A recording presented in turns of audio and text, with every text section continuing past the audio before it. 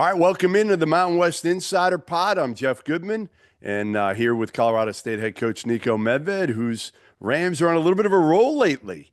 I don't know if we were expecting this, Niko, and I'm not sure you were expecting this after losing your all everything point guard, person, player, Isaiah Stevens. But you got another star this year. Niko Clifford certainly turned into that different. And your now point guard is starting to develop. We'll talk about him in a little bit here. What's this season been like for you to try to figure this thing out? Because you were playing a lot of new guys, trying to figure out rotation, minutes, all of that. Listen, it's the nature of it. Everybody's, got a lot of new guys. I think in our case, obviously people followed Isaiah Stevens and we had four other starters, five other seniors. And so we lost a lot of older guys. And so, I knew it was going to be hard early. I didn't know how hard. In November, it was tough, but we got great guys, man. They keep working, keep buying in, and we just gotten better and better and better. And I remember our guys said, when you go on that time where you're about to go on Christmas break, and gosh, here we had about 5 weeks where they're not in school. And we Yeah. just really made a pact that said the teams that can really improve during this stretch, when you got nothing to focus on but basketball, are the teams that are really going to make a jump. And I thought our guys really did that. And we figured out our rotations. We got better defensively. Guys have got more and more comfortable. And yeah, we've really started to win. But I'll be honest, Jeff. If you would have told me on November, about Thanksgiving, we'd be 8-2 in the Mountain West, I'd Well, have after been that like, run, man, right yeah, after that but November run, you lost three in a row, one to yep. Riverside. I mean, no shame in losing Ole Miss in Washington, let's face it. But three back to back to back. I'm sure Mhm. you're thinking and you're talking to your staff in those meetings of like, which way is this going to go? I agree. No, you're that, but I think part of it too is it's like, all right, you just kind of have to let that stuff go and let's focus on getting better. And kind of in a weird way, you're not 3 of the last 4 years, we've been on the bubble, right away in the season, and every game is just you're checking your net and all that stuff. And so it's kind of like we let go of all that stuff and just said, you know what? Hell, I don't look at the net every day anymore. I look at Ken Palm for for other stuff, but we just focus on getting better, and it's kind of been liberating that way. And the guys have really bought into it. I thought we started to play a lot better there right before Christmas. We played VCU, I thought, in a really good game. They pulled away late. We went on the road. We beat Nevada. We had a hiccup, in the team that we're about to play here next in the pit. But man, we've really been playing at a high level. We got 4 road wins already in the Mountain West. So we feel good here, halfway point. Was this the right time for the bye week? Was this a good time, or do you want to keep playing because you're winning? You won 7 out of 8. Are you almost like as a coach? And then let's get another one here. It's a fine line because I agree. When you're playing well and you're in a rhythm, you just feel like even with a short turnaround, hey, we can do this. At the same point in time, I think some guys were pretty banged up, and hopefully it came at a good time. I was able to give the guys, 2 days off in a row here. So maybe at the halfway point in the league, it was good, but we'll see here, coming out of it. And I'm sure we'll say if we don't play well the next game, it was we shouldn't have had the bye, and if we do, we're going to say it's because of the bye. So everyone gets it. But it felt like to me it was a good time for a break. All right, so you talked about not having the pressure of each game, and because you kind of weren't looking at the net and all that stuff. Well, now you got a game that I don't want to put the pressure on you, but it's a big one. I mean, It's a this big is a one. big one, obviously, at the pit against a New Mexico team that's been playing great as well. I mean, I think you guys are as hot as anybody in the league over the last month or so. What's the key in this game? They're really good. They are physical. They play great defense. They've got if there's a better point guard in the country than Donovan Dent, the way I he's know. playing right now, I'd like to see him. And if people haven't seen him around the country, man, turn on the film. This guy is dynamic and he makes the whole thing go. And so um, they're elite in transition. They're one of the fastest playing teams in the country. You've been to the pitch. I think you were there last year in our game where Was. he made the game winner, right? With like four The end of seconds that to go. game, We were hey, up one. the Yeah, it was end a of great that game game. was still one of the most fantastic. I know, Yeah. obviously And wasn't the and way. so Yeah, it starts with transition and rebounding and listen, they beat us up here right after Christmas. Not to take anything away from them, they played really well. We did not play very well, and we know we're going to have to play, bring our A game down there to the pit. But man, that's what you look forward to. So I think we're a better team than we were when we played them the first time. We're definitely going to have to show that. But they're in first place for a reason. I mean, that's pretty impressive to go to Utah State and do Yes. what they did the other night. So they're playing as well as anybody. And in my opinion, they're playing like a top 25 team. And so we'll have to play that way to give ourselves a chance. It's funny. Your league got so much hype last year, and deservedly. Hmm. Hasn't gotten as much this year, but I still think you got 4 or 5 teams that could be NCAA tournament teams, have gotten a lot better. And again, the hard part with your league to some degree is there's going to be a lot of turnover because your league, frankly, is going to be poached by Yeah. by the high majors in a lot of ways, right? And nobody can retain everybody, but it's hard because you can't really evaluate a lot of teams in your league early, yet your league is evaluated early based on what you do in November, December. You've gone through the league for the most part, halfway through so far this year. What's your overall take of the league this year compared to even last year when it was, again, overpowering? I'd probably get in trouble for saying this, but I mean, last year was historic. I mean, it was, as good as I've ever seen it. League's really good this year, and listen, it is what you said. I mean, the league has lost some really good players.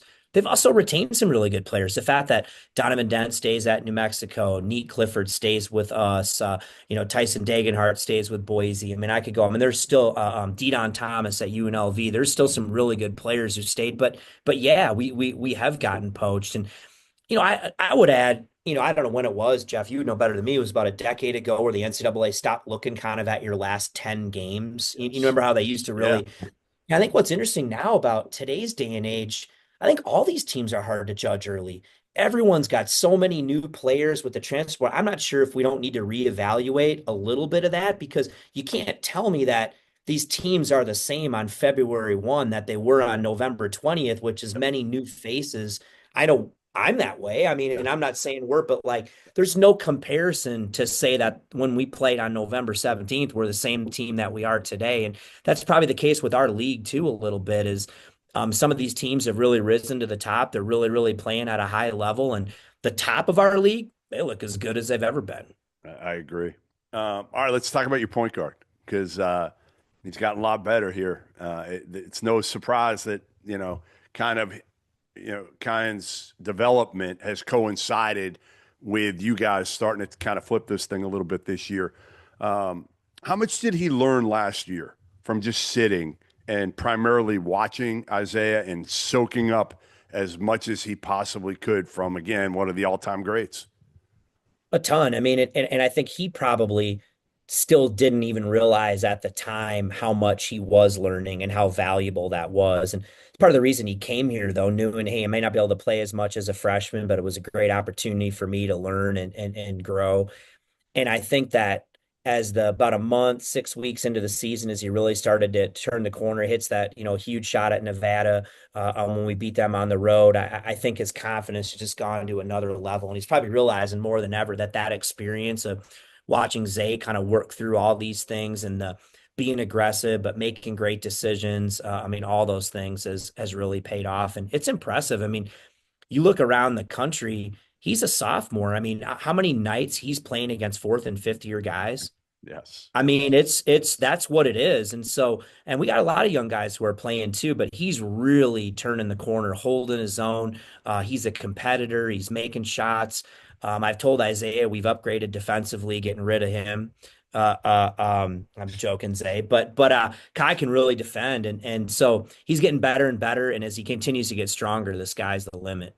And that's the key for him, right? Physically, Yeah, as much yeah, as anything. Mentally making better, which he has, right? I mean, turnover, he yes, hasn't turned it over lately at all. I'm assuming yep. that was something you were kind of on Mhm. him for early on in the season, a little bit, valuing the ball a little bit more and taking care of it. Yeah, and I think, I tell him like point guards are going to turn the ball over some. I mean, you can't just have guys who just hit singles, but you got to eliminate the silly ones and understand when to take chances, when to try to make. You still have to try to make the play. But he really has. But like all young guys, they need to get stronger. And it is amazing. Some nights still in college hoops this year, we still have all these fourth and well, especially these fifth year guys. And these are men playing against these guys. And so it's impressive to see, what he's done that way. And I agree. Us taking off a little bit and starting to win, I think his growth has been a huge part of Major. that for us. So we had Nick on earlier. He's awesome, by the way. Oh, the best. Funny. Um, just I don't think he gets enough credit for what he has done this year. I mean, what he does for you guys, especially at his size, is insane, isn't it? It's insane. And like I look at his numbers right now, Right, like I think Johnny Broom is the only other guy in the country who was averaging like right.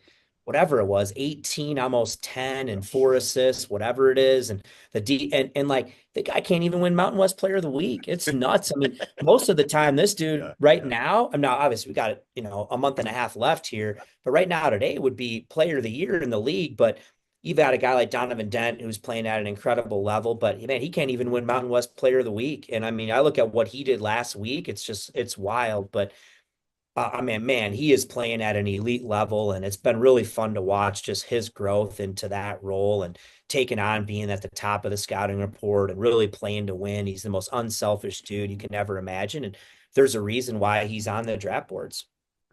How important is it to have a guy like that who, again, works as because you've raved to me off record, like not even publicly. I'm sure you've done it plenty publicly, but his work ethic, his character, all that. You've had this now. You've been fortunate for the last, I don't know, 5, 6, 7 years to have your best players also be your best workers, leaders, high character. I guess what I'm saying is like it's not a surprise when you have those talented guys because a lot of people this day and age, you might have your most talented player, but a lot of times they're not leaders, they're not workers, they might not be the highest character guys. No, Um, I just don't think you're going to be successful. You're going to have ups and downs and whatever. You'll be good some nights, but probably disappoint you yeah, when you need them the most. And yeah, like you said, when your best players are your best people, it makes your job so much easier. And yeah, I mean, this guy, he's not a like it guy, he's not a love it guy, he's a live it guy. I mean, he yeah, just lives hoops. Again, it's been fun to watch him grow. And when we first got him a couple years ago, to see where to say I'd know where he'd be at, I'd be lying to you. But he's earned it, man. He's yeah. put in the work, and he really drives what we do. And he's just, I was questioning, all right, how's he going to handle being at the top of the scouting report? And yeah, there was a little bit of a growth to that, but man, I don't know that I could have asked him to handle it any better. Any more injuries for you? How's your preseason ankle injury? Fully healed? Oh my God. It's crazy, man. I mean, you just like you get old when I'm 51 now or whatever. And I mean, it's brutal. So that's why I tell all these assistants, these guys are kind of in their 30s, 40s, and they still like to get out there and play with these guys. And I'm like, man, you can't afford to have your Achilles pop, knee, you got kids at home or whatever. It's going to take you twice as long to recover. Man, stick to like lifting, running, and yeah, don't do that. But you know what, Jeff? I'm tough. I mean, I know that's what Neek told you. I'm a tough guy. I kind of set the tone for our program that way, and so yeah, I'm good. There's the quote of the year. I'm Yeah, tough. I'm I'm tough. listen. They know that. I mean, that's if they were to tell you one thing about me, the players, that's what they would say, Jeff. Yeah. Hey, I'm in my 50s now too. When we're done with this, I'm going to play pickleball, and I just pray I get off that court healthy every time. Oh That's man, that's the key. I tell you what. And I Yeah, play like an idiot, but I'm still, that's whatever. good though. No, that's good. It is, but it isn't. Like all it takes is one. Can I can I just tell you how much better this is without Doster? Right? Yeah, I I mean, I was know. coming saying, oh man, I got to deal with his questions and Yes. all that babbling and all that stuff like that. So it's just kind of like it's gone a lot smoother. So you should do this more often. Yeah, no, I'm gonna you know what I'm gonna do from now on? I'm gonna give him the wrong time from now on this.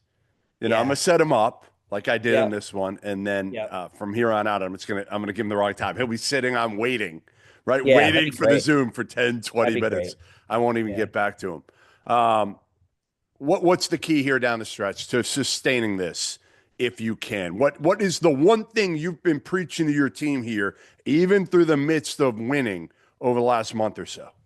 Like just two things. I mean, and it's a cliche, but it's true. You just got to focus on improving. I mean, you got to focus on getting better at all the details. Forget who you play, stay in the moment, keep getting better. And I think the other thing, I think in all these leagues, it's the teams who can get over the last game. And you wake up, you have a disappointing loss. Half the teams in your league did the same thing. You got to turn around in 3 days and play again. And you better have a short memory and get over it and quickly move on to the next one. And if you're winning too, like we are, there's no time to read your press clippings or any of that stuff. You got to keep playing. And those sound so simple, but very, very difficult to do. And to just, it's our job to just keep our guys' head down and keep moving on to the next game, keep improving. And, if we do that, we feel like we can compete. But all these games are tough, and every league in the country can beat anyone. And so get over yourself, Yep. win or lose, keep improving, and then you'll end up where you're supposed to. I got to make a return trip out to Fort Collins. I've been It's saying great, it. man. I'm telling you. Hey, by the way, here today, I'm looking at my window. It's 65 here today. Wow. I know it looks Yeah. sunny behind you. It is. I had to close the shade. It's so sunny out here and whatever, but it's beautiful here. And Mountain West is great. I'm telling you, and I know that I'm excited for the new Pac-12, but there's so many great basketball venues here. It's going to be packed in the pit. It'll be packed at Utah State. Our place is back jumping again. Viejas. I could go on and on. It's a great place to watch basketball. No question. No, listen, I've been to a bunch of them now, and if I wasn't trying to figure out my life right now and buying a house in Charleston and we're renting right now in Florida, I would have made another trip out there. But right now, I'm just trying to get my life together as much as possible. And You look like you're really roughing it down there, Jeff. Like, yeah, yeah. well, listen, all I'll say is you said you were tough. Earlier, I was out in this backyard of this place in Delray Beach that we're renting, and Yeah. I saw this, and I'm saying it quietly because my wife's in the other room, and I don't want her to know that I saw it. This big ass lizard. I ran Ooh. back in the house, sprinted. You're Yeah. tougher than that. I know that. No, there's no way you would have. That's not, I would have done not the like a same thing, man. crocodile. Lizards, snakes, all that. I got no time for that, man. So That's what I'm yeah, saying. yeah. I'm scared to go back out there. It's the question is, what do I do? Do I tell my wife? Because if I tell her, she's not going out there. You might be back in Boston before you can blink an eye. So you probably want to lie to her so you can stay down there. No doubt. All right. There you have it. Colorado State head coach Niko Medved on the Mountain West Insider Pod. And the biggest thing